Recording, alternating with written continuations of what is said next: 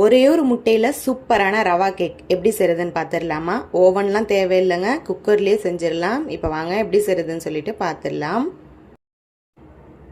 அதுக்கு ஒரு மிக்சிங் பவுல் எடுத்துகிட்டு அதில் ஒரு முட்டையை உடச்சி ஊற்றிக்கோங்க.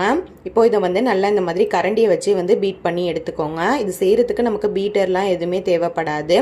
இப்போது இதில் ஒரு கப் அளவுக்கு சுகர் சேர்த்துக்கோங்க. இப்போ இது கூடவே ஒரு பிஞ்ச் அளவுக்கு சால்ட்டு சேர்த்துட்டு நல்லா இதையுமே மிக்ஸ் பண்ணி எடுத்துக்கோங்க. ஜஸ்ட்டு மிக்ஸ் பண்ணாலே போதும், ரொம்பலாம் பீட் பண்ணணும்னு அவசியம் இல்லை. இப்போ இந்த கன்சிஸ்டன்சியில் இருக்கும். இப்போது இது கூடவே 1/4 கப் அளவுக்கு நெய் சேர்த்துக்கோங்க. இது கூடவே 1/4 கப் அளவுக்கு தயிர் சேர்த்துக்கோங்க. இது எல்லாத்தையுமே சேர்த்துட்டு நல்லா திரும்பவும் கலந்து விட்டுக்கோங்க. இப்போ இதில் 1 கப் அளவுக்கு வறுத்த ரவை சேர்த்துக்கோங்க. இது கூடவே 1/2 கப் அளவுக்கு தேங்காய் துருவல் சேர்த்துக்கோங்க. இப்போ இதில் 1/4 டீஸ்பூன் அளவுக்கு பேக்கிங் பவுடர் சேர்த்துக்கோங்க. இது கூடவே 1/4 டீஸ்பூன் அளவுக்கு வெனிலா எசன்ஸ் சேர்த்துக்கோங்க.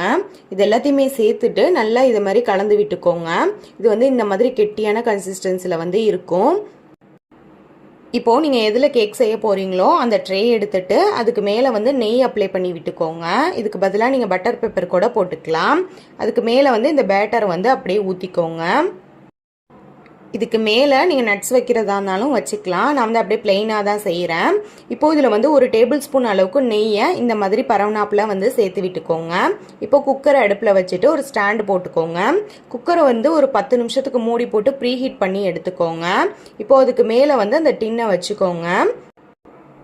இப்போது குக்கர் மூடியில் கேஸ்கட் விசில் எதுவுமே போடக்கூடாது. சும்மா அப்படியே நார்மலாக மூடி வச்சுட்டு ஒரு 1/2 ஹவருக்கு பேக் பண்ணி எடுத்துக்கலாம். இப்போ அது இருக்கட்டும். அதுக்குள்ளே இன்னொரு கடாய் எடுத்துட்டு இதில் 1/4 கப் சுகர் சேர்த்துட்டு இது கூட 1 கப் அளவுக்கு தண்ணி சேர்த்துட்டு ஃப்ளேவருக்காக ஒரே ஒரு ஏலக்காய் சேர்த்துட்டு நல்லா சீனி பாவு மாதிரி கரைச்சி எடுத்துக்கோங்க.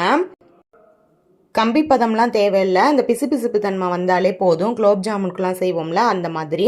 இப்போ 1/2 ஹவருக்கு அப்புறமா நம்ம எப்படி இருக்குன்னு சொல்லிட்டு பார்த்துடலாம். இப்போ சூப்பராக மேலே பேக் ஆகியிருக்கு. இப்போ இந்த மாதிரி நடுவில் கத்தியை வச்சு குத்தி பாருங்கள், ஒட்டாமல் வரணும். இப்போ வெளியில் எடுத்துட்டு நல்லா ஆறுனதுக்கப்புறமா நம்ம செஞ்சு வச்சுருக்க சுகர் சிரப்பை அப்படியே மேலே சேர்த்துக்கோங்க. நீங்கள் தனியாக எடுத்துகிட்டு கூட சேர்த்துக்கலாம். நான் அப்படியே சேர்த்துருக்கேன். இப்போ பீஸ் போட்டுட்டு சர்வ் பண்ணிக்கலாம். அவ்வளோதான், சூப்பரான ரவா கேக் ரெடி ஆகிடுச்சு. நம்ம சேர்த்துருக்க இந்த சுகர் சிரப் ஆப்ஷனல் தான். உங்களுக்கு விருப்பம் இருந்தால் சேர்த்துக்கலாம். நம்ம ஏற்கனவே கேக்கில் ஸ்வீட் சேர்த்துருக்கோம், அதனால் அதுலேயே இனிப்பு இருக்கும். நீங்களும் கண்டிப்பாக வீட்டில் ட்ரை பண்ணி பாருங்கள். வீடியோ பிடிச்சிருந்தா லைக் பண்ணிவிட்டு மறக்காமல் உங்கள் ஃப்ரெண்ட்ஸ் அண்ட் ஃபேமிலிக்கும் ஷேர் பண்ணிக்கோங்க. நம்ம சேனலையும் சப்ஸ்கிரைப் பண்ணிக்கோங்க. தேங்க்ஸ் ஃபார் வாட்சிங்.